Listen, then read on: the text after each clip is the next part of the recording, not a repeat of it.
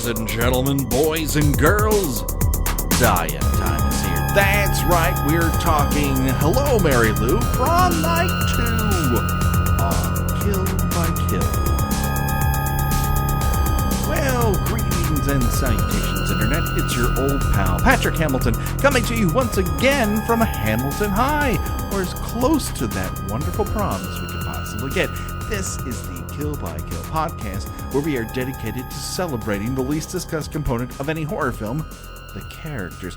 We're going to unpack all the gory details of Prom Night 2 in the hopes that a Hamilton High prom goer's end is just the beginning of the jokes that we can make about them. And as always, there's only one person I can trust to help me gain my revenge by crawling out of my chest after I've been shot there. The one and only Gina Radcliffe. How you doing, Gina? Well, I'm a little sad recently. Honestly, I feel a sort of bittersweetness to this for once. Normally, after we take a couple episodes to cover a one movie, I meet it with some relief. Mm-hmm. Now I'm just sad. I really enjoyed this journey, and I would have happily spread it out for another 3 or 4 episodes. There certainly is a ton to cover, but, you know, we kind of have to pair the deaths together, otherwise Choose Your Own Death Venture doesn't work, and as much as I want Prom Night 2 to never end, sadly, like all things we love, they all do. And much faster than Friday the 13th Part 5. Oh my God. Which we're still not done, Gina. We still have to do one. And we're still talking about it online. The journey of Part 5 never seems to end. But speaking of endings, I don't want to alarm. That's a terrible transition. That may be the worst one I've ever done. All right. Speaking of bittersweet, no, that's terrible too. Oh, fuck me. Usually they just come to me right in the moment, and this is embarrassing. Hey, Gina, I hate to break it to you, we're not fucking alone. It sounded like it used to be so much fun to do things, and then this happened, and I'm beginning to doubt it as a transitional device entirely. Our special guest is a Kill by Kill all-star, an author whose latest short story collection, Sweet and Low, is available very soon from wherever fine books are sold. The one and only Nick White. How you doing, Nick? How'd you blow it? I want to know. In terms of, there's a lot of. Do you know that's the author of this motion picture? I do. After I watched Prom Night 2 on Amazon, they have that wonderful trivia section, and yes. I was very charmed by that. And he apparently lives out here in Palm Springs, and I have now made it my life goal to get him on this podcast. Please. Because he obviously gets it. And I want to hear from him how this movie ends and how that works. Everything else I pretty much get. But that one I'd like more information on. I mean, I just can't believe this came out of one person's mind. And the genius was they not only let his vision on the screen, when it didn't work out the first time, they're like, why don't you take a week and $100,000 and refilm a bunch of stuff? It's even better now. Far and away. Do you think that, like, if you interviewed him, he'd be all right with, boy, I love this movie. What the hell happens in it? I try to coach it in that I understand some of the things that happen in it, but I definitely have a lot of questions that need to be answered. What if you couched it in, I really love this movie. Tell me, how much cocaine was snorted during the production of this movie? Oh my God. I would say not nearly enough, but probably the right amount. Right. This has a lot of what the fuck going on in it, but it sort of works in the movie's favor, as opposed to some of the more farther flung editions of Friday the 13th that we've come across, which feel like they're trying to do something and failing. I think this, by and large, is a genuine success, because not only does it overshadow in its entirety the original Prom Night, but I would say it is better than most of the horror sequels that came out in and around 1987 when this made its debut. I will totally agree with that. And I think one of the things that maybe has something to do with that is the fact that Ron Oliver has an understanding of what camp is. Mm-hmm. And he just, when Mary Lou bursts out of that body, he gives her just enough camp, I think, to make it work. For me, anyway. Yes. There's a level of high melodrama, and there are emotional stakes that if you were to come across them in a regular drama, you'd be like, oh, that's a bit high strung. But here, they all start to make a sort of nightmare logic that works. Sure, nightmare logic, you hear it a lot when a movie's just fucking nuts. But there's also something to when it works, when things don't necessarily make, sort of logical sense, but they make an emotional sense. I think that is very true with this particular motion picture. So, Nick, what was your first exposure to Prom Night 2? I was thinking about that, and when I was listening to the episode before this, I think you guys talked about USA Up All Night. Mm-hmm. And I think that was my first introduction into Hello, Mary Lou Prom Night 2. And I saw it before I saw Prom Night 1. It was years before I saw Prom Night 1 and was very disappointed. You could put that on the DVD box. Yeah. Prom Night, very disappointed.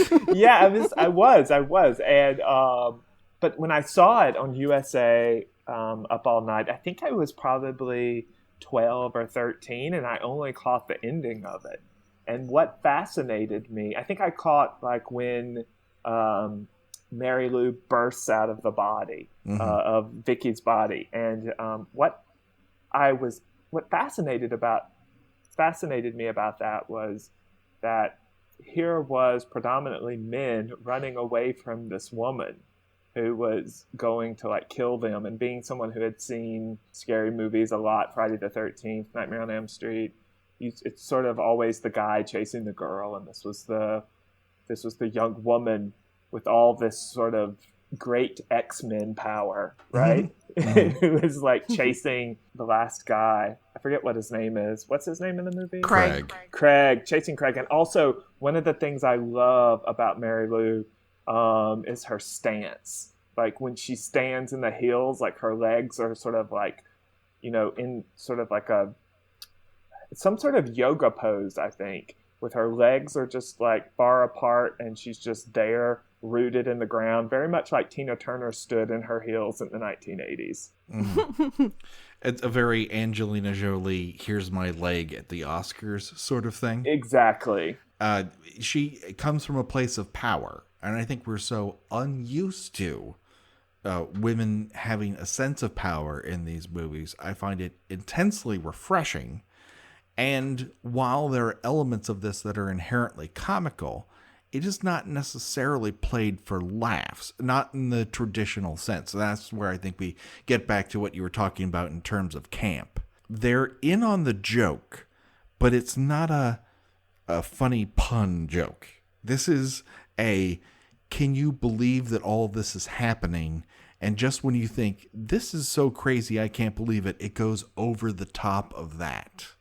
It just puts its pedal to the metal, man. It just goes there. And it builds. It's crazy that, well, we'll get to it. Let's get started on this, because if we start freeforming it, we'll never get anywhere. But I genuinely, having watched the film in its entirety now, I'm kind of surprised how much I enjoyed every element of it. Just from beginning to end, it builds to something that is truly wonderful to watch, and it does take you on a journey that you haven't gotten everywhere else. Speaking of which, let's do a quick body count. Who's still left alive at this point in the movie? Well, let's start with Vicky Lowe. She's part Mary Lou and she's part Vicky, and she's hell in saddle shoes, meaning that she actually just goes through a pair every couple of months. And then we have Craig. He's a man who's confident enough to strap his sweater to himself like it's a bandolier. There's something just invigorating about that. We have Principal Dad, a.k.a. Billy Northam. See, kids? All it takes is a little bit of person arson, and you can become a pillar of the community, too.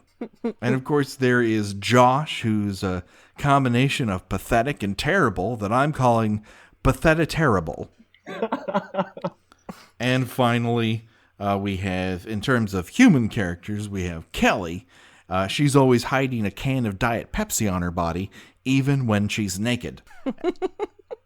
And, of course, everyone's favorite character in the entire film, #fuckhorse.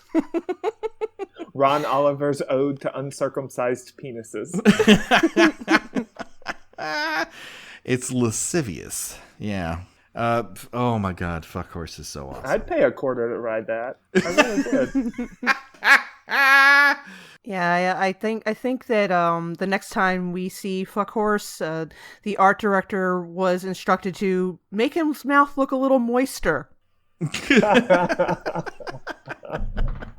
Make that tongue a little more phallic. Yeah. He seems to be full of juices, which is hard for... He just drank from the river. Yeah, that's right.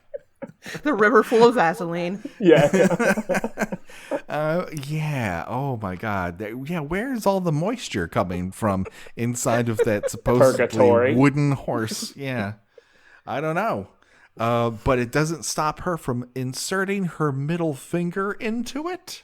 She's getting up in there. And she is. There's a lot of her finger inside of its mouth, and it is okay with it. Listen, she put on that blue skirt, got her hair done up, put that little frilly stuff on top, and she had no fucks left to give.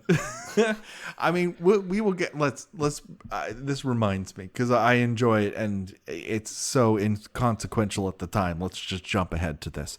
At one point, Kelly, while she is dancing with her off-market Alexander Goodenough at the prom, she chides him for rubbing up against her, saying, "Come on, you're gonna mess up my hair, and I paid $64 for this." And I'm thinking, that's about $54 too much. It's her regular hair with sprinkles in it. It's like she had a fairy jizz on her perm. And not the kind who would have improved it either. Yeah, this is just like the Christmas decoration is stuck to her head. I mean, she looks like My Little Pony took up residence inside of it. I think when I saw this hairdo, it's the first time it clicked with me that I would love to see and would probably invest in an all-drag remake of this movie. Oh my God, yes. Oh yeah, there's some interesting fashion choices at this prom, mostly from the men though. Yeah, every man at that prom looked like they all won 5th prize at a Ducky look-alike contest. Oh my God, so true. Or they're going to like a Rat concert afterwards. But they're like driving the band there, not necessarily attending. They all seem like cocaine valets. Which makes sense. I have a feeling Ron Oliver had a lot of experience with those while he was making this movie. It's entirely possible. For a prom, especially one that is primarily held in the dark, there's a lot of sunglasses in that room. What's the neon? Yeah, I guess, their future is so bright they gotta wear shades. But it is yet to be determined how many of them made it out. I mean, this might be one of those Friday the 13th Part 8 situations where we don't know how many people actually died in that room. They just chose not to show us. A lot of careers died. Well, they might have been stillborn, but it's near. All right, let's get into it. Let's start. We return to the action with Vicky Lou and Craig still setting up the prom. Craig states as they watch other people work, "I'm just not sure if I'm ready for the real world." To which Vicky Lou retorts, "How about some fantasy?" Cut to some room with drawings on the wall. I am so baffled by this school that seems to have just endless rooms. That chase scene at the end between Mary Lou and Craig just goes on. It's like a labyrinth of rooms filled with Ripley's Believe It or Not artifacts. Like there's like every room is filled with old-timey mansion chandeliers. And then in one room there's a pharaoh's tomb. Just resting against the wall. Oh yeah. All high schools have their own pharaoh's tomb. There's a gay man in the theater department at that school who's really pissed off that they all been fucking with his shit. Yeah, it's like an endless labyrinth. I did not know how big it was, because up until this point, it's made it look like you come down a set of stairs and like there's some rows of clothes and some flats up against the wall. And by the end of this movie, it is a catacomb that's only missing one minotaur. Before we go any farther, we have to describe these actual drawings on a wall or a flat. I don't know where the fuck these came from, but I'll describe them, and if you have something different to say about them, please let me know. One of them looks like the creature of the Black Lagoon skydiving, and the other one looks like Rocket Raccoon giving O-face.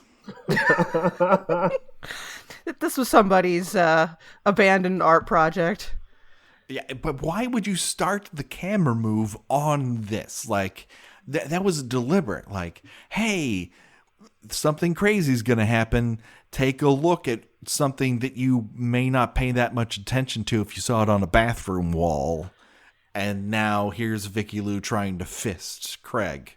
I'm pretty sure that much of the stage direction or the camera direction in the script for this was show some weird shit.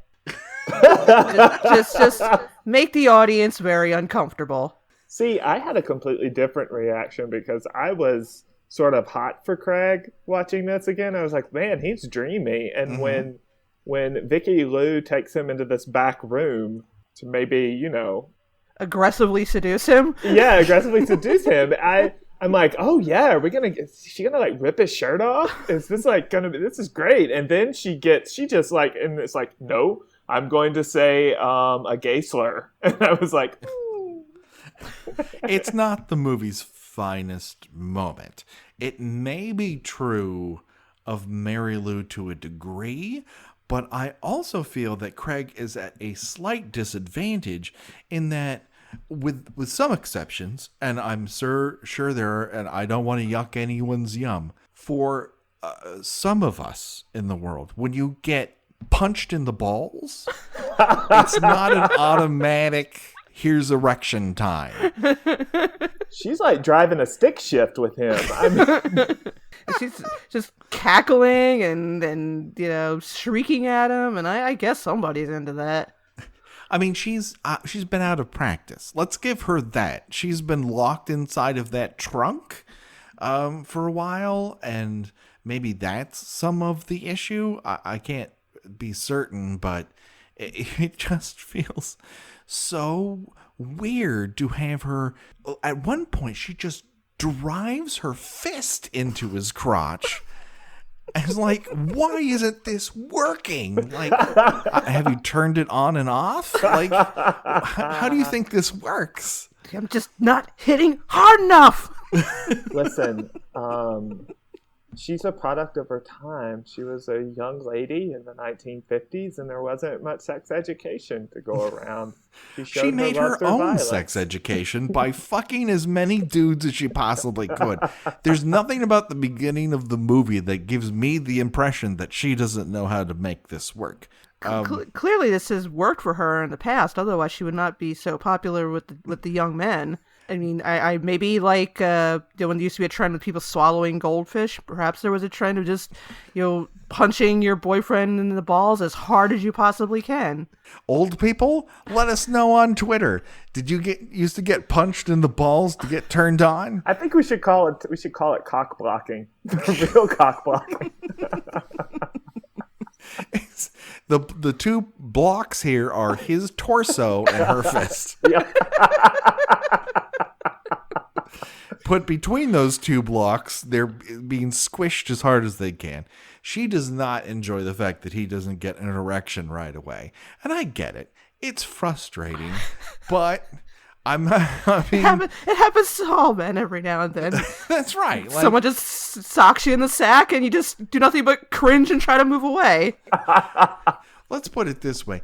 Craig has been waiting for a while now up until this point. And I have a feeling that all he needed was a more gentle runway into it. But girls have to deal with guys who come on way too strong all the time. Role reversal, payback is a bitch, literally in this case. But I feel that there are better ways to go about getting him hard. When it doesn't work, she just picks him up by the fucking throat and basically responds by going evil dad on his ass. Craig is first choked out and then knocked out. Get used to it, folks, because this is only the first of Craig's concussions today. Yeah, we need to discuss the biology of this when we get to the second knockout scene. He gets torn up in this movie. Yes. He's basically in the middle of a Die Hard movie. He's just getting the hell beat out of him. And I'm okay with that. To a degree. Yeah, it's fine. He's a great character. I have no problem with the character. There was so many different and obvious ways they could have gone with this character, and they didn't, and I really appreciate that. He was a nice guy to the very end. But he just does not know what's going on, and the vast majority of our final girls, as you might say, get torn up through the process of surviving this, very hellacious experience. There's no particular reason why Craig should be spared any of that fate. And what I enjoy about it is that he isn't. Well, fair enough. They'll give me that. Check mark. Hold on, folks. This shit's about to get weirder. After Vicky Lou looks right into the camera, basically daring us to say something, cut to the car sex scene from Titanic, only Mary Lou is pegging an unwilling Craig while his dad watches. Listen, sounds like a great time to me. I don't know what he's bitching about. This is legitimately disturbing on a couple different levels, and I don't think I'd ever put it together, because he is legit bent over with her behind him. She's having the time of her life in front of Principal Dad. And this isn't really happening to Craig, but it's metaphorically happening to Craig, all for the benefit of Principal Dad. And this is, once again, payback. In the middle of this, blood begins to drip on top of Michael Ironside's head because, of course. we don't even know if that was planned or that just happens at 3:00 for Michael Ironside, but his scalp just starts bleeding or something. I don't know. It does come down in quite a bit of torrents. But yeah, inside this car, driving down a hallway, blood dripping down his head, and then he wakes up from this dream, clutching his skull like it's about to make a quick exit through his mouth. Yeah, and then I go back to that scene of them in the car, and it's just a little window that we see, and everything you said about their positions is correct. But one thing that remains the same throughout every shot is that Lisa Schrage, who plays Mary Lou, knows her fucking angles. Yes. Why didn't she take over the world after this? I find this intensely confusing. There may be a very simple explanation for it, one that I just don't know. But this is, and I've heard it several times on Twitter since we began this. She owns this movie. She might only be in it for like in total 10 minutes, but every time she's on screen, you can't look at anybody else. And I feel like the world lost something when she didn't become the biggest movie star in the world based off of this. Where was the follow-up to this? Why wasn't she huge? That's what I want to know. Every time she's on the screen, every gay molecule in my body vibrates with joy. It is the same way I feel when I'm watching Madonna's Truth or Dare documentary or Feud Betty and Joan. Mm-hmm. It is just this wonderful, powerful woman, and I am here for it 95% of the time until she drops the gay slur. Then I'm like, oh! Why do you hurt me so? Yeah. I thought we were going to be friends. You know, it was a moment of weakness, and she lashed out. And maybe she could learn from it, after this. Who's to say? It is, once again, I've seen this film probably 9 or 10 times. But every time I restart it, I'm like, I don't remember that. I don't remember this. Like, it's so shocking and fresh and new to me every time I see it. I did not remember this car scene at all. And I'm like, this is haunting. Why isn't this burned into my brain? Or maybe my brain just can't accept it and goes, I want this to be fun for you the next time you see it. I think I think the Michael Ironside blood ejaculation sort of takes over more than the car scene. And before we go any further, we must acknowledge the fact that our previous guest here for prom night, April Wolf, actually got the words "Hello, Mary Lou, Prom Night 2" into the Washington fucking Post in a giant editorial about elevated horror. And I got teary-eyed thinking this happened because, like, she hadn't watched this movie before we asked her to be on the show, and she was so excited about it. She put it in this giant editorial that got read by everyone who reads the Washington Post. I just hope more people see it, and that that these things could give this movie an elevated status to the point where a Scream Factory, a Vinegar Syndrome, a Vestron Video, I don't care who it is, come up with a Blu-ray package that shows this film in proper aspect ratio, in the beauty that it was actually filmed in. Please, for the love of God, please rant over. And what is Lisa Schrage doing now? I want to know. Well, she doesn't have any credit. She was mostly a TV actress and appears to be in a lot of Canadian TV series.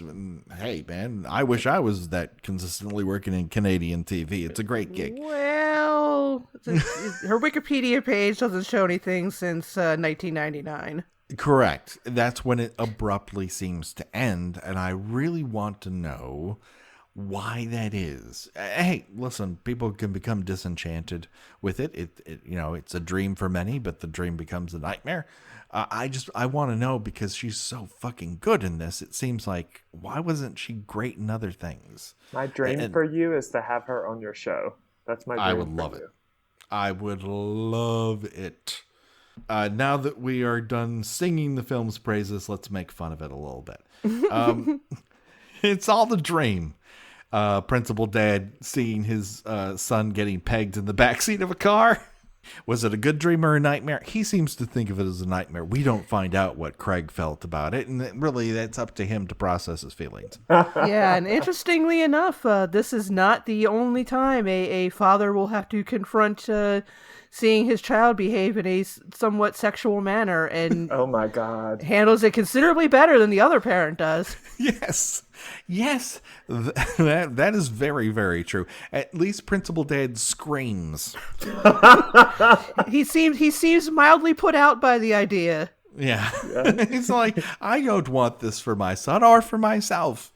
But here we go. We're about to. We were singing everyone's praises before, but it's about to go into another gear because we're going to get what I would posit to be the best acted scene in the entire film, and that is both the combination of Michael Ironside flipping the fuck out and being full of nervous bugs getting electric shocks inside of his body, and Wendy Lyon playing Vicky Lou as basically a James Bond villain. Like, she comes into this room with all of the power.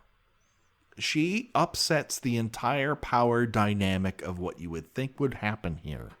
And Principal Dad is just out of his element. There's nothing he can say. There's nothing he can do. He is frozen in comparison to her basically coming in and saying, "Hi, remember the girl you burned alive? She's back." I love how it just seems, maybe I'm misremembering this, but it seems like she steps onto that desk in one sort of like step. That's like the giant lunge. Yeah, I mean, she comes in wearing, I wouldn't say that there's a lot of sexual dynamo to the outfit. This is basically as hot as Prairie Home Companion could possibly get. I mean, it's Pentecostal chic, basically. Yeah, that's another interesting thing about this movie is it doesn't take the obvious tack of having everybody wearing really skimpy clothes. I mean, her prom dress has enough fabric to make 2 dresses. Yes. It is not a film that trucks in nudity as a way to, get across sexuality. It really does come from a power dynamic. The person who is more aggressive about everything has all the power in the situation. And to answer Nick's question, yes, she steps up onto the desk basically in one step. It's, I mean, it's kind of, I don't know if that was intentional or what, but she stands on it in this giant voluminous skirt, legs astride, and just plants herself onto Michael Ironside. Someone's been doing their Jane Fonda. Yes. For sure. And it's once she plants a kiss on him, I think she decides right then and there she's going to keep him alive and do something worse to him. She's going to make him suffer. It's too easy to just kill him right then and there. And there's something kind of cool about that. This is where the Bond villain element comes into it. I don't just want to destroy you. I want to break you first. I think my favorite part of this whole scene is when he finally acknowledges that she is in fact Mary Lou, and she says, "That's my name. Don't wear it out." But she drags it out in sort of a Frankenfurter, "I see you shiver with anticipation" moment, and it's just she just says the silliest like 1950s slang, like "see you later, alligator." It just makes it sound so sinister. Oh, and before that, when she talks about his son, she's like, and she says, "Craig, he's so cool." What did he want to be? Oh, that's right. Yeah. Oh, yeah. Very good. It is better than your average. Like everything that people like about the middle not Friday the 13th, excuse me. Everything that people like about the middle Nightmare on Elm Street movies is inherently here without having to be over the top corny. And I think it's how it edges towards camp in a very realistic bent to the sort of melodramatic bent is its greatest strength.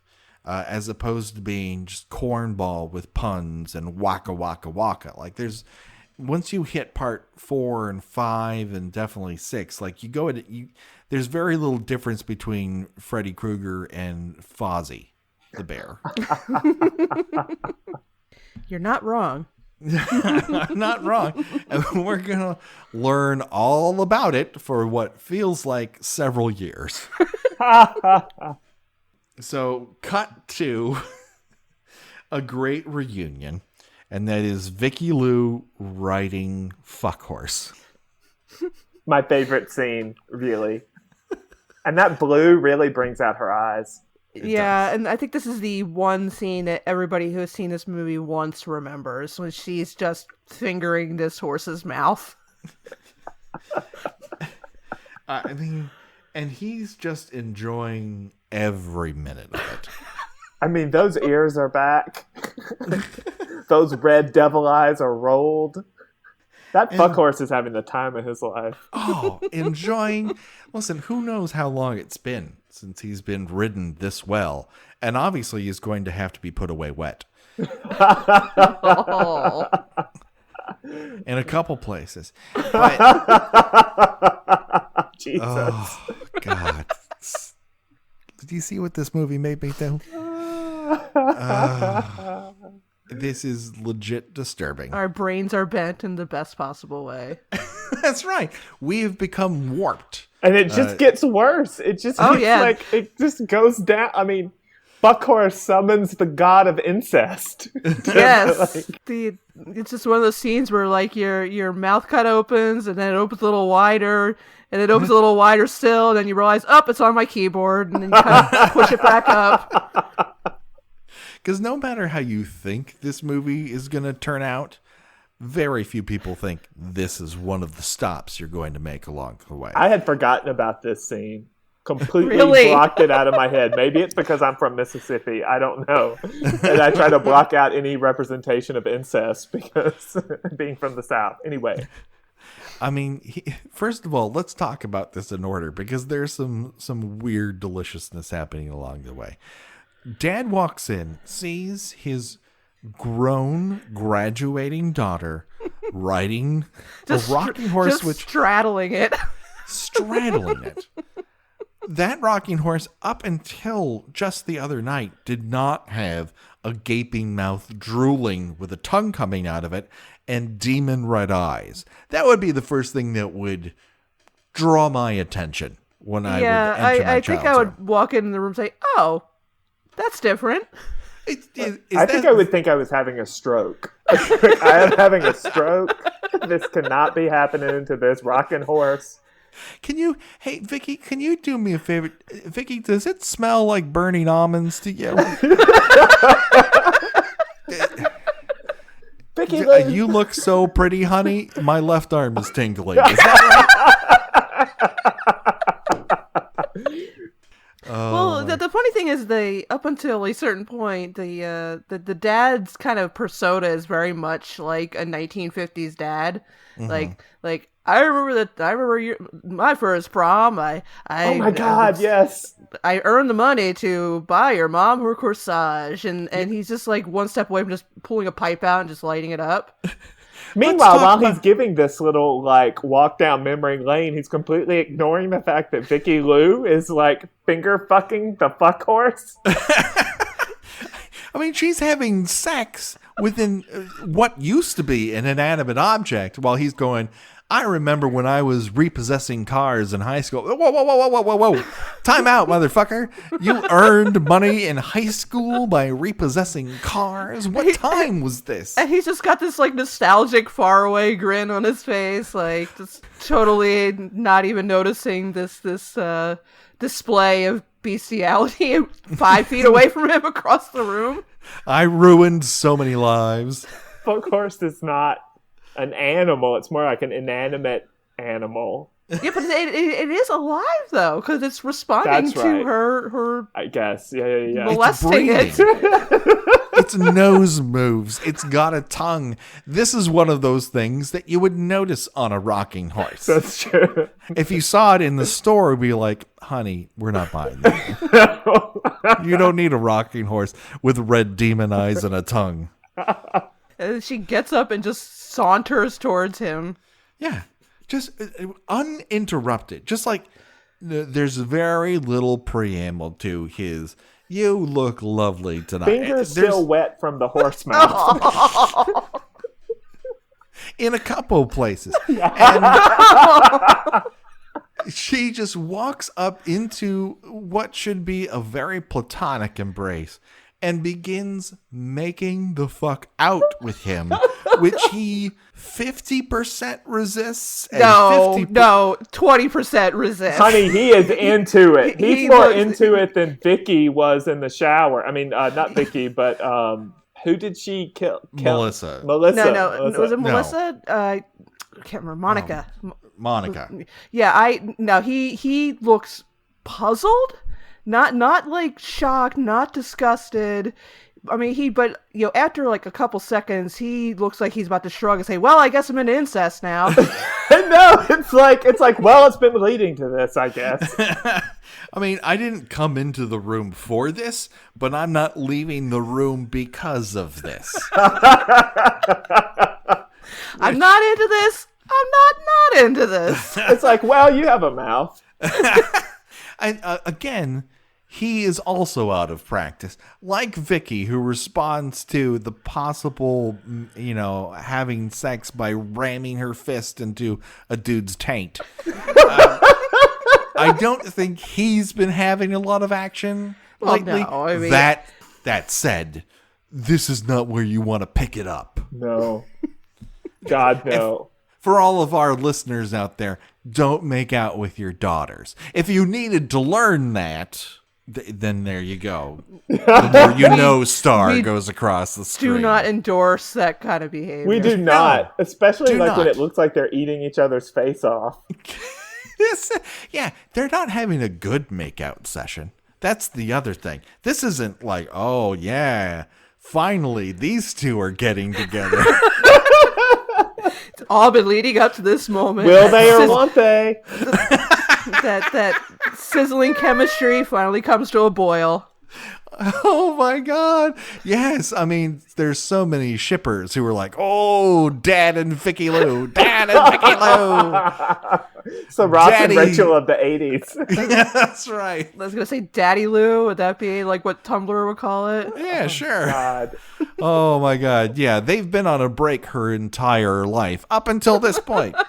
Listen, the fuck horse just came animate and shit got weird.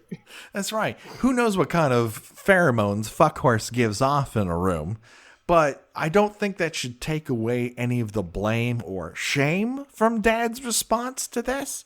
But yeah, he's just like, well, crazier things have happened. And I just don't believe that's true. I don't believe crazier things have happened to that guy. I want to know his life. I want to know his life where he marries this woman he's married to. He repossessed cars in the 50s. and now he's perfectly fine with making out with his daughter after she's been riding an animate fuck horse. Yeah, he's had enough of his life of dinners consisting entirely of one giant vase of milk and empty coffee carafes. Now it's time to get his. How long have we spent on this scene? I don't know. It's longer than the movie has. The movie's cool with it. It just goes on. Fortunately or unfortunately, depending upon your kink, I'm looking at you, Ted Cruz. Oh! That's right, we're punching up. Fuck off, Ted Cruz. We're not punching Craig's taint, we're punching up. That's right. We're taking a different aim at people's porn likes on Twitter. Mom walks in, and to say that she's fine with it would be a great underestimation. She is not cool with her husband making out with her daughter. I would say this was a legitimate response. Sure, yeah. I mean, I'm not saying she's wrong. It's just hard to get on her side after she's been so terrible up until this point. Like, she exists to be terrible. Well, of course, she's not mad at the dad. She's mad at Vicky. Well, he doesn't do shit, so why would she blame him? No, he stops and kind of does this thing where he wipes his mouth. Oh my God! And I'm like, yeah, but he doesn't seem like. I mean, it seems like what you would do after sloppily kissing somebody. You're just like, oh, I'm a little damp. Let me take care of that. Not like, oh my God, what happened? Just am I misremembering this, or when she walks in and says, "What's happening?" Does he turn around and say, "Uh-oh"? Did that happen? No, I don't think so. But he just seems sort of like, I guess you're supposed to think he's in some sort of trance or something. But again, even when he evidently snaps out of it, he just be like, well, all right, let me clean myself up. He's not ready for company at that moment. He doesn't say but every part of his body is communicating that. Yeah, she immediately goes for whore, and you have to pay your penance. Yeah, she goes into straight out Mrs. White mode. And she also suggests that Vicky Lou see Father Cooper, to which Vicky Lou says, he's busy right now because I fucking killed him. And then she stands in the way. I can't get over the way this woman is dressed. She I can't remember if it was the last episode or the first one where I said she looked like Mrs. Olsen from Little House on the Prairie. Mm-hmm. She just looks like a butcher's wife. and I can't figure out and again I can't figure out how old these people are supposed to be, because Vicky's supposed to be 17, 18. The mother looks like she's about 60. Well, I think that's how people in their 50s, late 40s, mid 50s were portrayed at this particular time. Like when everyone complained about the new aunt in the Spider-Man movie, and they're like, oh, they sexed her up. It's like, no, people in their 50s just look better now. You're going to have to pull your shit together that a woman in her 50s doesn't look like an old maid anymore. Well, she looked like she was serving me like Diane Wiest from Footloose. Yeah, you're not wrong. They wear the same giant neck parachute. Yeah, I mean, they go full into it, and obviously this plays into the camp value of the movie, just, full on, sexless, covered in fabric from neck to toes, but she looks like she's wearing a giant apron. With a chevron on it, pointing at her crotch. Because this movie cannot get enough of crotch. But she stands in the way of the doorway, saying there's no way you're leaving this house. At which point the camera starts heading towards her, and everyone screams like, oh my god, no, and then cut to the outside of the house, and she just full up gets defenestrated through that door. Is she? Do we count her as a death? She doesn't move. Okay. She's not well. Let's put it that way. She had quite an emotional shock before this happens, and then she full on gets thrown through a door made of glass and onto a porch with no padding, and she does not move once her head hits the ground. Where I definitely think they're taking this as, if she's not dead, she's not that far away. Well, listen, and no one's going to care, too, because I was expecting after the end credits to show that the father stayed in the room with the fuck horse. We find out later that apparently Vicky Lou had enough time to change the message on the family answering machine, so she has some time alone in the house, so maybe something happened to the dad. Oh, too. And I have thoughts about that. I feel like we have just seen Taylor Swift's source for her song and reputation, right? Taylor Swift is a goddamn plagiarist. You heard it here first, Swifties. So, cut to Craig's bedroom, where Principal Dad is checking out his various neck wounds in a way that doesn't weird us out at all after what we've just seen. Craig wakes up, oh my God, where's Vicky? Where's Vicky? Where's Vicky? And this seems to go on and on and on. It doesn't really lead to much necessarily, except that Dad finally relents. And when Craig sits up on his bed and asks where his shoe is, that is when Principal Dad clocks him on the back of a head like a 1930s Irish cop. Yeah, it has to be asked. How much brain damage is poor Craig going to endure after all this is over? At least a severe concussion. He's concussed. Yeah, he shouldn't even be able to remember his own name once he wakes up, let alone who Vicky is. No, everything below third grade is gone. Let's put it that way. He's lucky that he doesn't have to relearn how to walk. The other thing is, what is this shoe he's hitting him with? Is it like a wooden clog? I don't know. Maybe it's a tap shoe. The hardest soled cad shoe you've ever seen. That's right. Maybe he's got some sort of like one foot is one leg is longer than the other one. Got it's got a heavy duty built sole. up heel. Yeah. It's like, here, let me give you one of these disco shoes. It's got a goldfish inside of it. And then Michael Ironside grabs his cream-colored cardigan. I love that. Like a motherfucker. Yeah. And storms out. Like, I've got something to do. Wait, I want to be cozy. Let me grab my Pamela Voorhees cardigan so I can go dig up a grave. Well, as we see later, he appearances are very important to him when it comes to confronting an evil angel of vengeance. That's right. All of a sudden, he has a point of pride in how he looks from this moment on, where he's like, all right, I have my battle armor of a cardigan.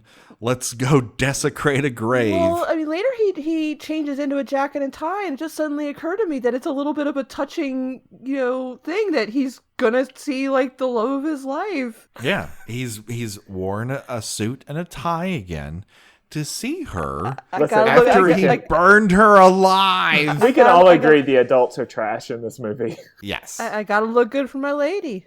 That's right. Before we get to that, however, we have to get to the aforementioned grave digging. It does not seem to take many movie characters very long to dig up a person's grave. For example, in part 5, when we have those two guys who want to dig up Jason's grave to fuck his corpse, it barely takes any time at all. But that's taking place in a dream. This is supposedly real life. Once Principal Dad does get down to the coffin lid, he pulls it open to reveal that Father Buddy is inside, deep-throating that sharp crucifix that he was killed with earlier. When Michael Ironside pulls the crucifix out of the mouth, for reasons I don't particularly know, it sounds like a duck farted. I was going to say, it sounds like he pulled a cork out. Yeah. This is not the Foley artist's greatest day. I just want to know, like, the costume department on how they dirtied up the cardigan. It's very much like dirt patches in particular places. Yeah. I just like the image of Michael Ironside being like such a method actor that he like rolls around in some dirt before they film this. I can absolutely see that. Yes. I wouldn't want anything less, quite frankly, than that. Once he does extricate that very sharp crucifix out of Father Buddy's mouth, he then screams to the heavens as if they were best friends. And holds him. Were they?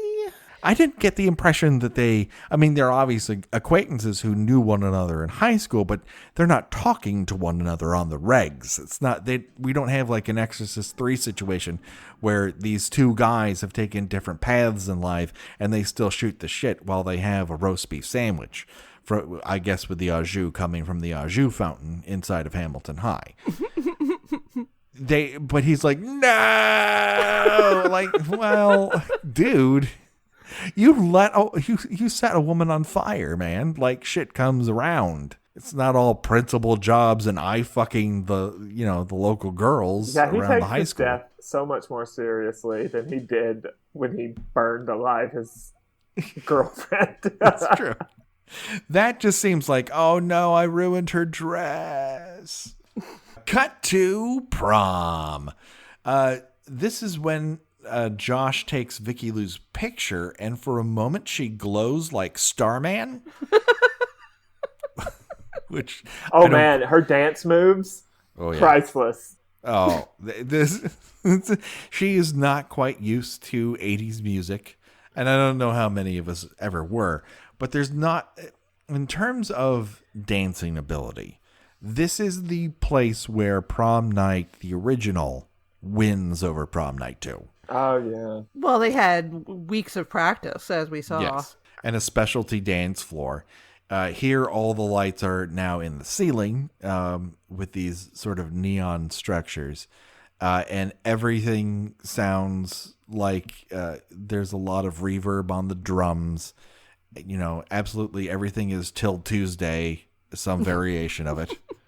She's feeling herself. She is like in that blue dress, surrounded by neon, just, fucking... What would we call? What type of dance is she doing? I'm trying to. Is that the Charleston? I think it's a little bit of an old timey thing where she's kind of moving her fingers around, and it looks very much like someone's grandma will be dancing at a wedding reception.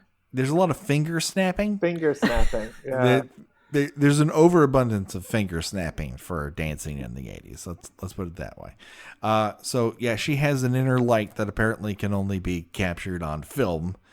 Briefly, that never happens again. So, okay. I have two observations that I noted. One was that Kelly's date, who I don't think we ever saw. Oh no, he was like kind of like her hanger on before. He was her toady. Yeah, he is. He has been drinking too much, which she notes, and he actually uses the line, "I drink, I get drunk, so what's the problem?" He busts out some of that Spencer's Gift keyring philosophy. And once you utter those words, I think we all know what the problem is. And he's wearing this bizarre shirt that kind of has this strange little, almost like Dracula little ruffle on the front. Listen, the costumes in this scene are very strange. A lot of the girls seem to be going for some sort of 50s thing. And I realized that was a thing in like the mid 80s. But I don't know that many people used it at their prom. But I mean, there's a couple of girls that have the whole like shirt with the big voluminous skirts, and what the men are wearing it's inexplicable. Yes. They all look like they bought their outfits at a secondhand store. But it's a secondhand store for giants. Yeah, everything is very oversized. It's very unflattering. They all look like they just got out of bed like minutes before getting in the limousine to the prom. Nobody looks put together. It's very, very strange, and I don't know if it's intentional but it's very. You can't stop looking at everybody there.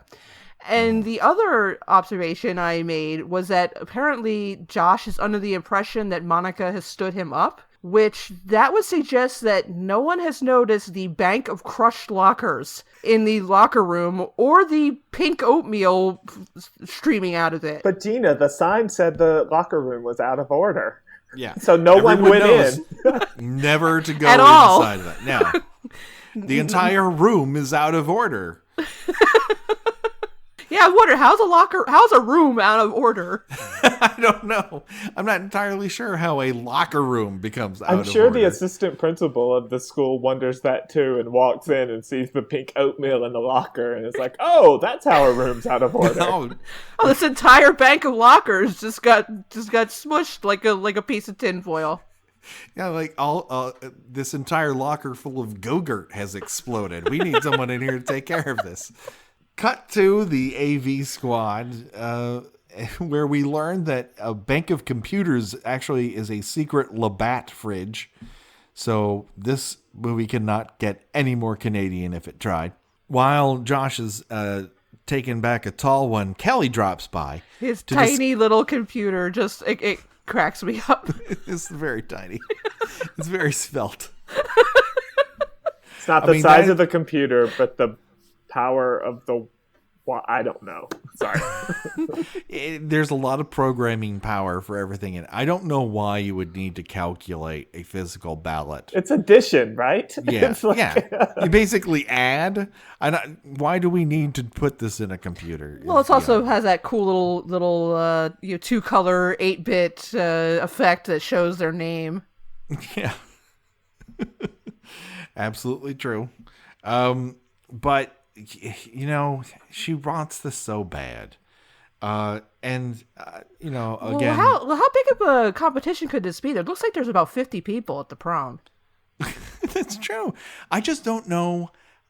Like, we know that she lost with regular voting. So, who was she running against? Did Vicky actually win the vote for this? Is she the most popular girl in school? No. I mean, she's nice and everything, but at no point does anyone say, well, everyone looks up to Vicky. Everyone knows Vicky's name. Everyone wants to get into Vicky's giant hoop skirt. So, of course she's going to win. And that's why Kelly's like, fuck off. This is the only thing that's keeping me alive. That and the Diet Coke. Yeah, that's right. She has the same sort of obsession with winning prom queen as Mary Lou did, which kind of has an odd suggestion, and this is something you see in a lot of high school movies, in which this is the most important thing that will ever happen in a young woman's life. Yeah, that it will dictate what you do after high school, that you won prom queen. It means so much to her that she's about to go down a road she swore that she would not turn down, and that is she's going to have to do one particular job if she wants to earn that crown.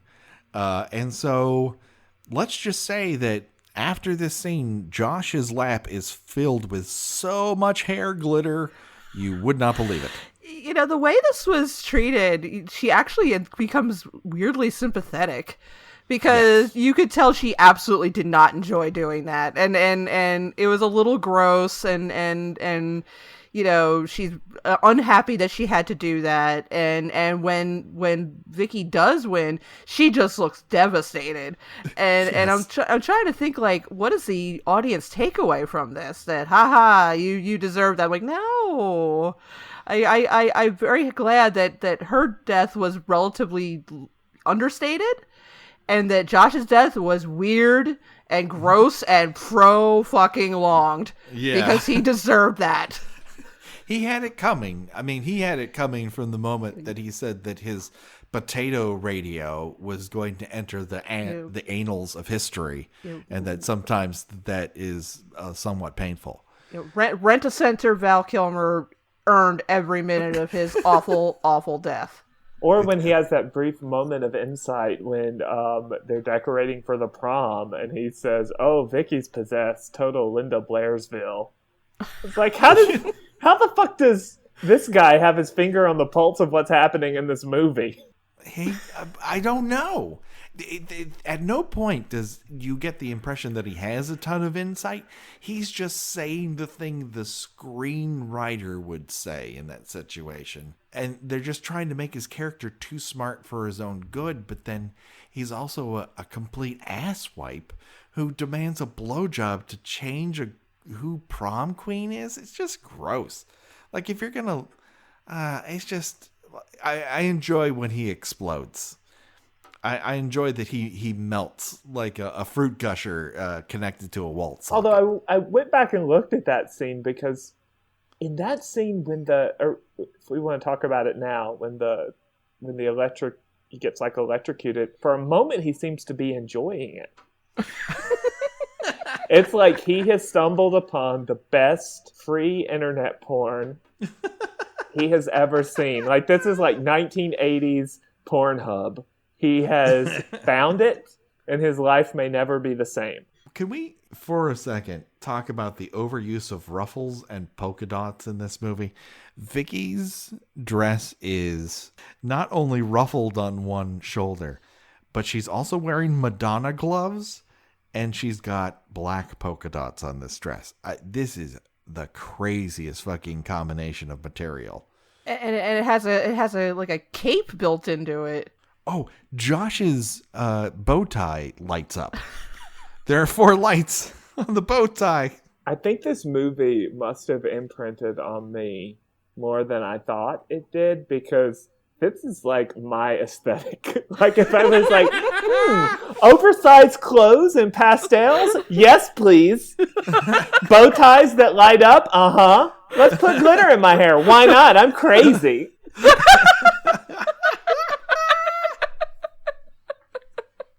I mean, this is like, I want to go out, I want to go on author tour dressed like this. Just lots of fabric, pastel. I want to do pastel more than B. Arthur and Golden Girls. I mean, I just want to just fuck up this movie in its costumes. Meanwhile, Principal Dad is hunting for Mary Lou with a .32 revolver. I just gets his fucking pistol, man. Yeah, you don't shoot ghosts, right? You don't shoot the devil out of people, or like he both misunderstands ghosts and possession in one fell swoop. Well, see, this is why The Exorcist didn't work the first time, right? Because Michael Ironside wasn't there. Fucking Linda Blair turned her head around once. He's coming in there with a pistol and just blowing her away. That's right. Problem solved. Ellen Burstyn walks out. I want to ask you about this, Nick, in particular, because there's a couple moments that feel like this movie is rubs me the wrong way in terms of its sexual politics. The first is obviously Vicky Lou, calling Craig a gay slur. Secondly is what I'm supposed to intune as an ew factor when Callie returns to the dance and her Alexander Goodenough knockoff gives her a kiss on the mouth and she's like, no, you don't know where that's been. You know what? I think he's fine with it. Just go. I think just he's run. fine with it too. I mean, I didn't it's like we have just seen a woman finger fuck a horse mouth. We have just seen daddy and little girl make out. I mean, we have just seen, a son get like raped in the back of a car, but this is the grossed out moment. Yeah. I don't understand why. I understand her not wanting to be physically intimate with anyone else in that exact moment. Nevertheless, him, but I just, this is supposed to be payoff or something. And I don't know that it's necessary. It just like, why? Like, what do we get? Why? It sort of felt like a little bit of like frat humor that had like found its way into this 80% queer movie. We cut back to the AV club where Josh is doing, he's developing the pictures from the prom already. And he finds the very first picture he finds is of Vicky, and she's giving a look to the camera like she was just told by a photographer, "Give me baby face, no more." And just I guess that's what happens when your entire body glows when a flash bulb hits it. I'm not sure how that works.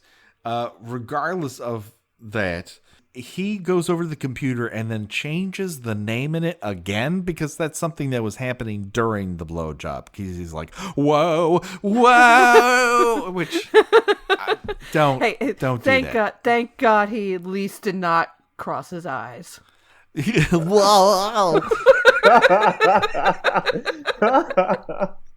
This is where you welcome the subtlety of Dr. Bad News Cruz from Friday the 13th Part 7 when he gets hedge trimmed in the chest to death and looks like he's getting the ghost blow job from Ghostbusters.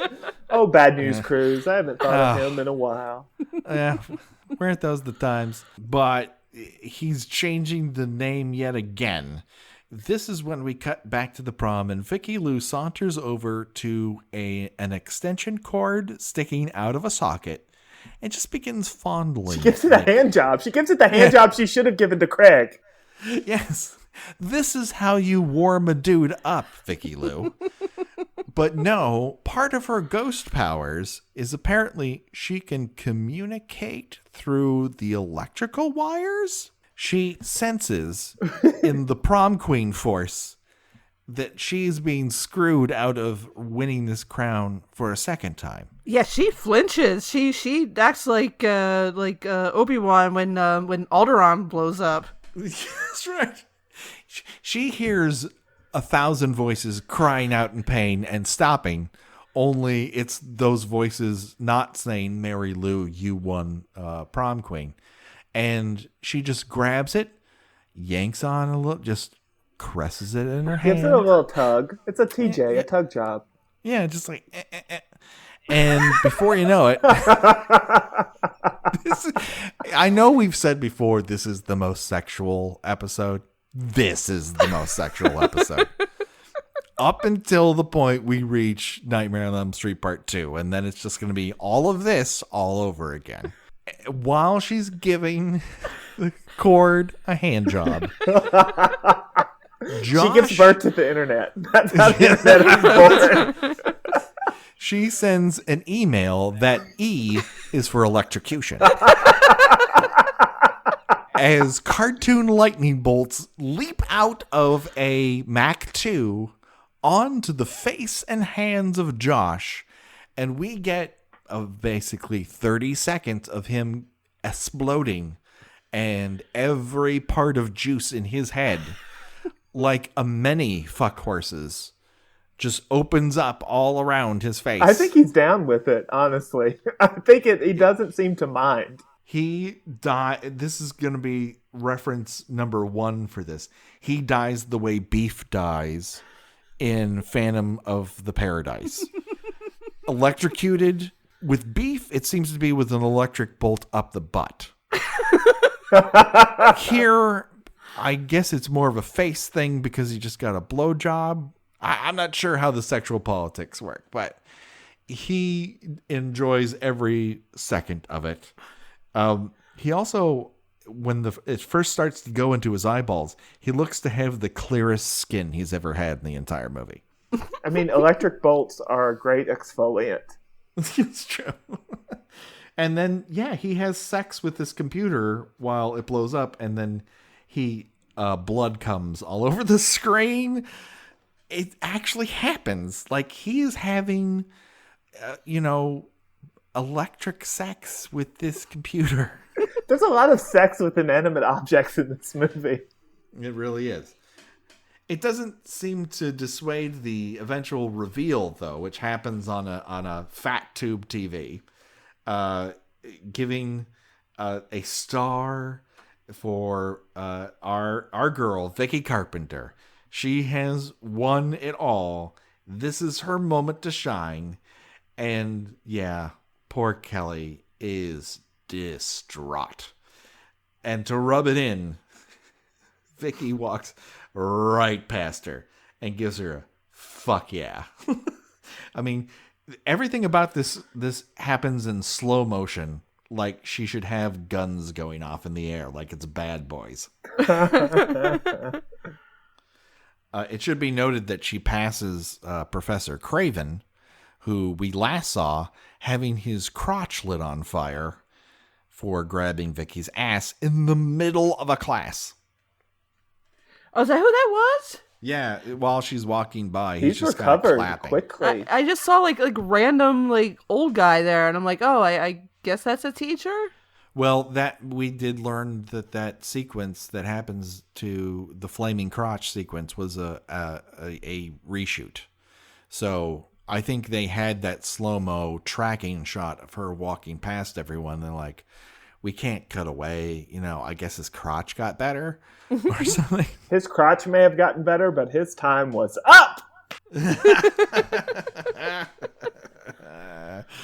Oh my God. And this is the moment in which the writer and half director of this movie turns to Kelly and says, "Hey, Kelly, how did you blow it?" Which is mean on several levels. Yeah, but I mean, nobody knew what she was doing, I hope. It's such a catty gay man thing to say, though, too. I mean, unless she was known for offering blowjobs for the most minute of favors. That's how she got the glitter in her hair. That's right. That's why it was a $64 hairdo and not $100 hairdo. She blew him down to 64. That's right. She blowjobbed her way into 33% off. Now that's a bargain. Yeah, that's right. A girl's got to do what a girl's got to do. This is one of our best episodes. Our finest moments. She saved a load by taking one. Oh my God! I hate you. I'm not doing this anymore. We're not done yet. You no, can hate me later. I'm done. I'm 100% done. Oh God. I'm just gonna pretend I'm just throwing down my headphones in frustration. Fuck this. You know who's not done? Mary Lou. 2 years of my life. It comes to this. But wait. There's more. Principal Dad's up to his old tricks. Like any serial killer, he repeats the pattern that gratifies him the most. So he climbs the catwalk above the stage so he can shoot someone multiple times instead of lighting them on fire. Like shooting down, too. Shooting down! This is the worst angle to shoot somebody if you're playing, and it's the only plan he's got, is to shoot somebody. Yeah, and with the same kind of bad aim that led him to drop a stink bomb and accidentally light someone on fire with it.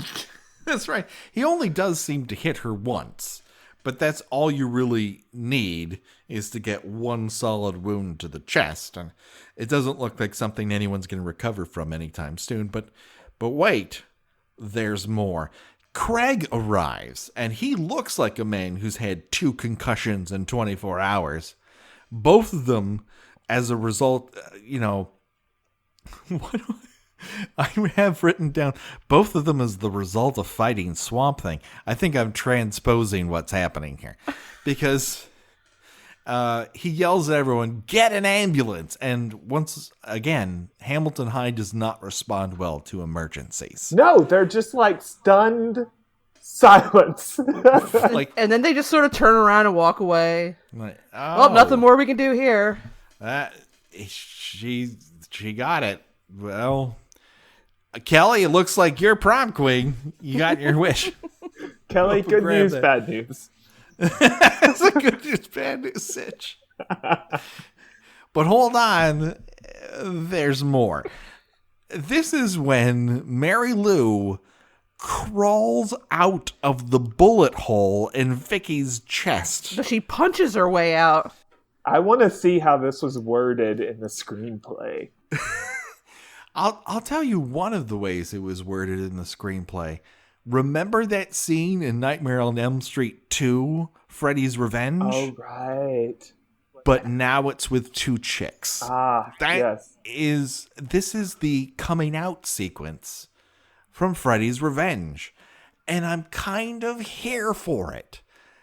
I think it works just as well. Like, if you're going to rip somebody off, do it for a purpose. And I feel like this does it for a purpose, because now it's not the tragedy of this girl dying. It's that Mary Lou refuses to allow this to be taken from her again, even if that means she has to crawl out of somebody else's body. And that is fucking awesome. Also, I love the sequence of her going from burned to not burned. It reminded me, or it seemed to be inspired by, and I don't know if this movie came out before Hello, Mary Lou Prom Night 2, but Hellraiser. Oh, it definitely came out after Hellraiser. Oh, okay. Well, then yes, she is definitely gaining energy from the more lives that she takes, the more flesh she seems to have. A la Hellraiser. I think it's an absolutely excellent call for how this is working. She starts off as sort of Tarman from Return of the Living Dead, and slowly but surely becomes the Mary Lou we all know and love, just with like a sort of a Kermit necklace of old dead skin. I was going to say, she sort of looked like she just had a chemical peel. Yeah. And her dress is a little singed, but it came back too, right? Yes. I think she's gaining energy from taking lives and taking her revenge. Sparks fly everywhere. And I told you I was going to bring it up again. Here's another person who dies like beef from Phantom of the Paradise. Kelly gets killed by a neon lightning bolt. So, and it's a pretty throwaway scene. I feel the movie kind of builds her up as Vicky's nemesis, and then I think just what happens with her and Josh is just so sad and gross that, we'll give her some dignity. We'll just throw a lightning bolt at her. Yeah. And this is where I feel the film's budgetary limitations really come into play, because they obviously spent the vast majority of their money making the effect of Mary Lou coming out of somebody's chest, as opposed to having a full-fledged Carrie, I'm going to burn the gym down and everyone's locked in the prom, in the gymnasium with me. And I think it's smart, because I don't think you can out Brian De Palma. I think the audience fills in the blanks for a lot of what's happening here. You don't have to see person after person after person be electrocuted and die. You can kind of like put that together in your mind because you've seen it before. And I sort of got the impression that several of these people lived. Yes, she doesn't get everyone. Yeah, because there's a pretty kind of cool effect when she presumably returns to her grave, and everything moves very quickly. And there's a lot of people in that parking lot, so I think the majority of the people did actually manage to escape.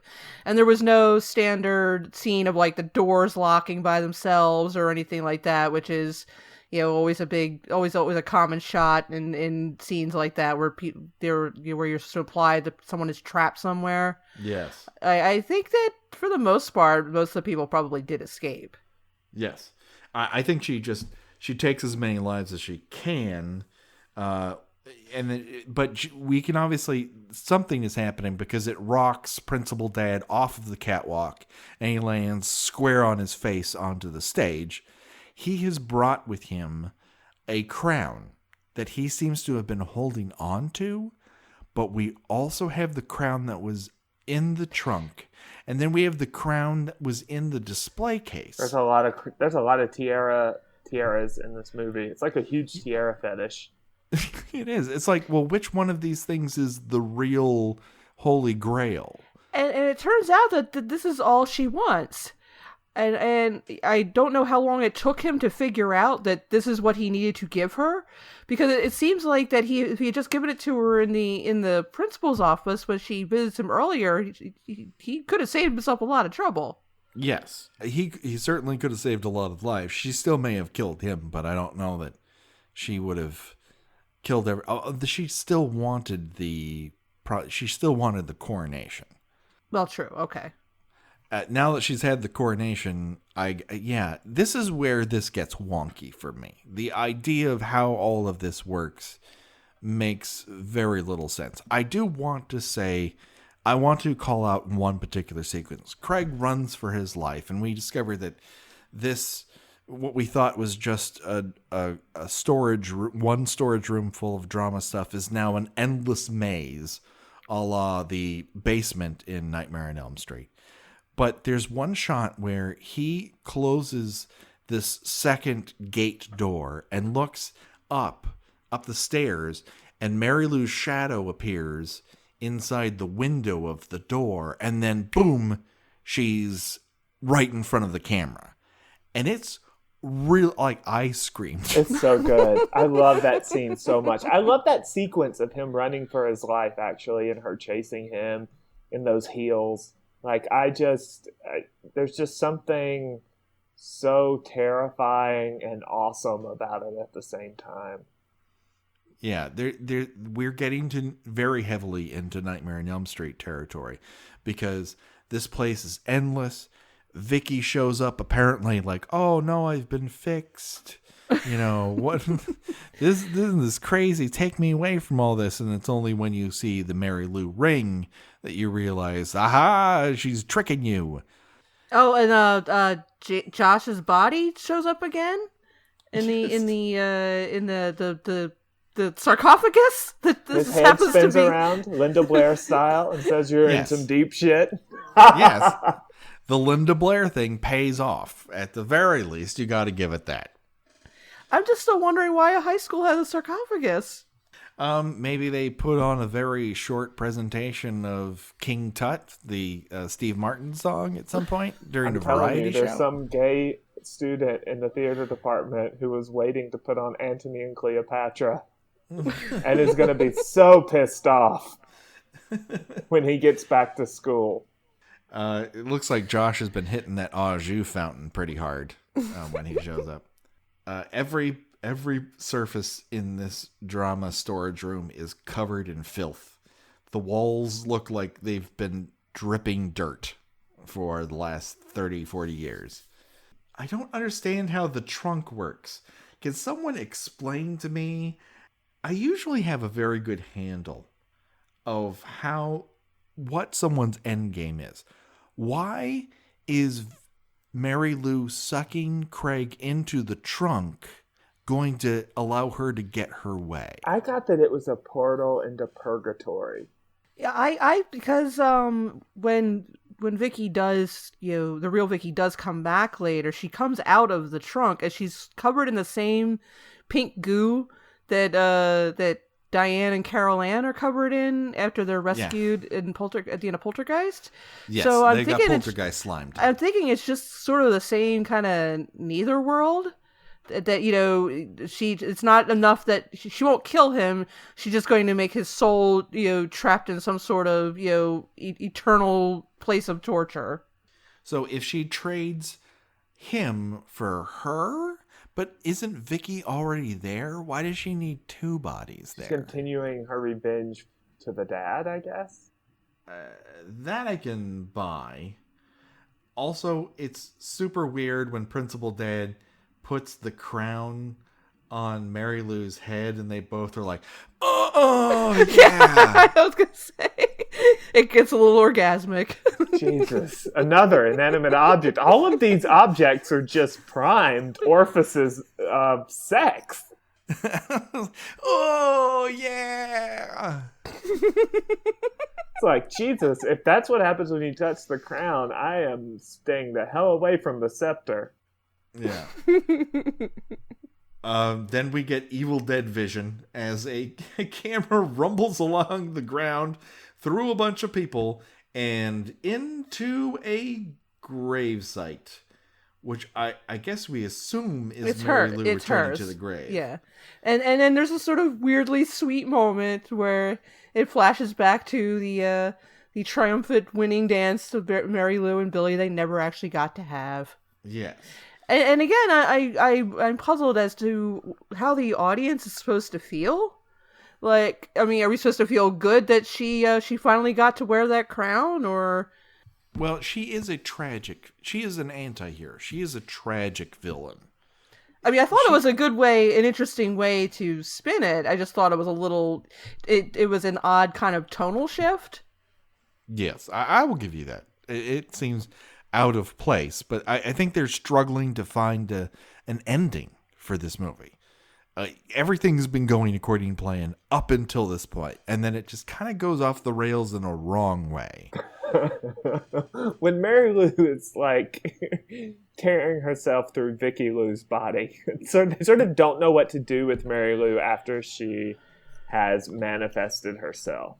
Yes, they know that she needs some sort of comeuppance. They're just not really sure how to make it happen or how to stick the landing. And that's why I feel like it feels like it has three endings. The first ending being Mary Lou comes, out of someone's body and starts destroying the place. The second ending being the orgasm of having a crown being put on your head and kissing Michael Ironside. I mean, that part I get. That part I can feel. And then we're going to talk about the third. Vicky, after seeing one of her two gold crosses just strapped to a wall, Craig pries open this magical chest to find Vicky covered in poltergeist slime. And she's like, what day is it, Larry? And then Craig's like, I've been burned before. I've been punched in the taint one too many times tonight. How do you take your coffee? Do you like sugar in it? And she's like, oh, that stuff will kill you. And he's like, and then he has an orgasm. And then we know everything will be fine. I like how anti-refined sugar this movie is. It's very ahead of its day. Then everyone's outside like, oh my God, this is crazy. They have some stories to tell. It should be noted that Craig is walking like he took a fist up the hinder. And then out of nowhere, here's Principal Dad. And he's like, oh, I am so glad that you two are fine. You know what? I'm going to drive you both home. Everything's going to be hunky-dory. Nobody needs to give a statement to the police. Nobody needs to go to the hospital. Everything's fine. Vicky's going to be fine when she goes back home and sees her mama sprawled on the street and her daddy fuck riding the fuck horse. No one in the crowd's like, hey, police, that guy shot that girl. You may want to talk to him for a moment. But he just piles them into his Ol's Cutlass in the back seat, then gets in and locks all the doors and rolls up all the windows when the Mary Lou song by Ronnie Hawkins starts to play. And they're like, what? Oh no, he is wearing Mary Lou's ring on his pinky. And there's nothing more frightening than the idea of Michael Ironside wearing pinky jewelry. No, there is one thing more frightening, and that is vanity license plates. Mary Lou 2, Wonka Wonka Wonka. Now, did he always have this license plate, or did somehow, the evil spirits that drove Mary Lou, did they just somehow change the license plates? Mary Lou is using her same power that she used to record that message on the answering machine to, do up a personal tag. Yeah, she has shocker powers and she can change license plates. Like, what is the Weird Science? They changed the license plates in Weird Science. Oh my God. What is wrong with my brain, Gina? Why can't I remember things? We've been watching Hello Mary Lou and talking about it for almost a month. I'm just surprised at this moment Professor Xavier didn't come and recruit Mary Lou to his school for gifted children, because I think she would qualify. Yes. I think the problem is now that she's in the body of Michael Ironside, that's going to be really weird for the rest of the classmates. Give her a couple months to cook and then shoot him, and she'll crawl out. It'll be fine. That's right. Let Wolverine stab him and she'll just pop out. All right. Well, that's I hate to watch Prom Night 2 go, but I love to watch it leave, especially Michael Ironside's butt. But this is the moment that we've all been waiting for. It's choose your own death venture time.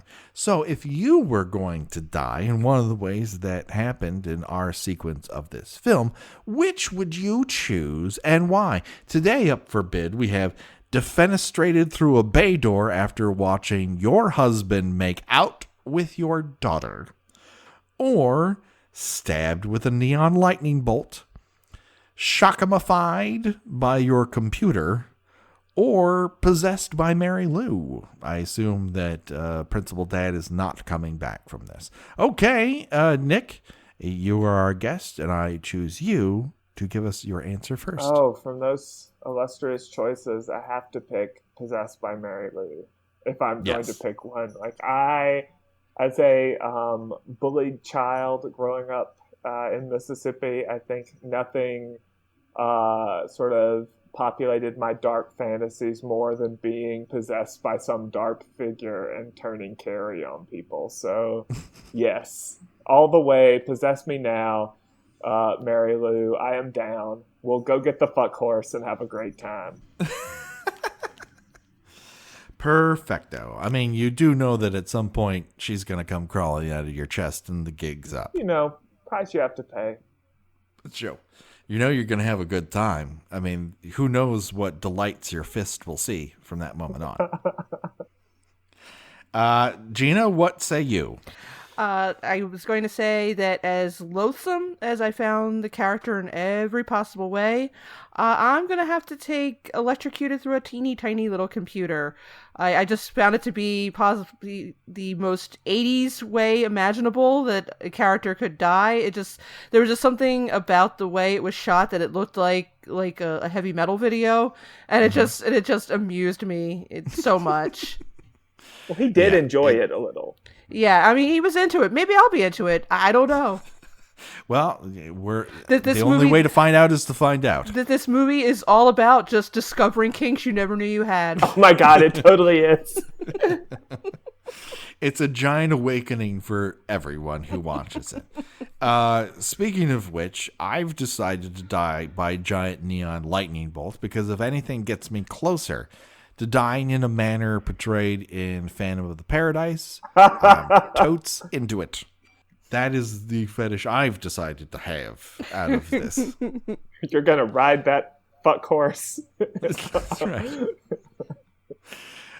Yeah, there's no way I want to walk in and watch my husband making out with my daughter. That's right out. And I cannot truck with that costuming. There's no way I'm going to be mom. Fuck that noise.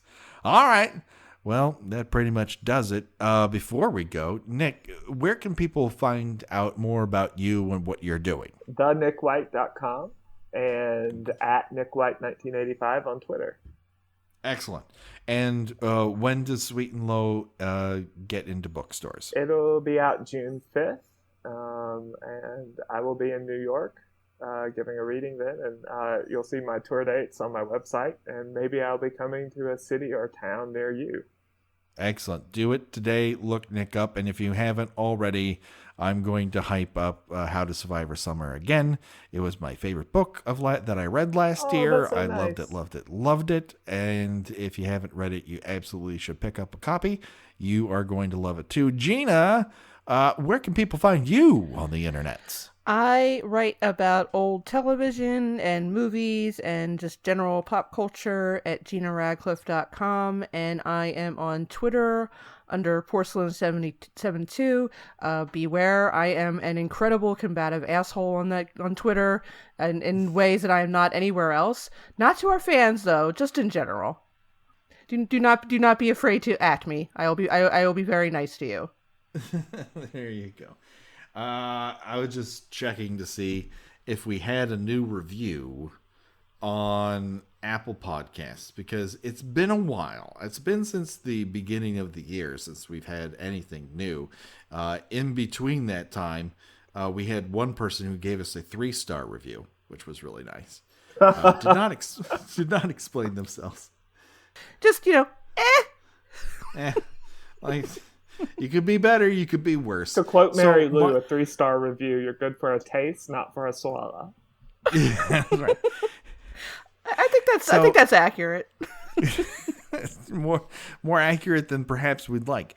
So, my challenge to all of our newer listeners, I know a lot of podcasts ask for you to rate and review them on iTunes. There's a reason for that. It's because you'll be seen by more people. You'll be hyped by more people. And we will spread the blessing and or curse of Kill by Kill farther if you do so. Now, if you tell us what your favorite murder scene was in Friday the 13th or Prom Night 2, we will read it here on the air. That's our solemn promise to you, the Kill by Kill listener. And in the meantime, of course, you can catch us in all the regular places. On Twitter at Kill by Kill Pod, on Instagram at Kill by Kill Podcast. We have the Facebook page and group if you want to discuss things in more detail or send us a lovely note online. And that will do it for today. But don't worry, folks. The body count continues. We're going to take this podcast somewhere it's never gone before. Space! Sorry, I was yawning. We're going to space. We're going to space with some lovely knits. We're going to meet some incredible Canadian actors. And we're going to stab David Cronenberg through the chest. You're going to want to be here for that. Don't get too attached to him. That's right. We're going to play an all-new game that you have not heard of, but I know you're going to like, called Jamie Lee Curtis or Roasted Peanuts. You're going to want to find out why. It's a good one. And that will do it for today. So for myself, for Gina, and for Nick, bye-bye, everybody. Bye.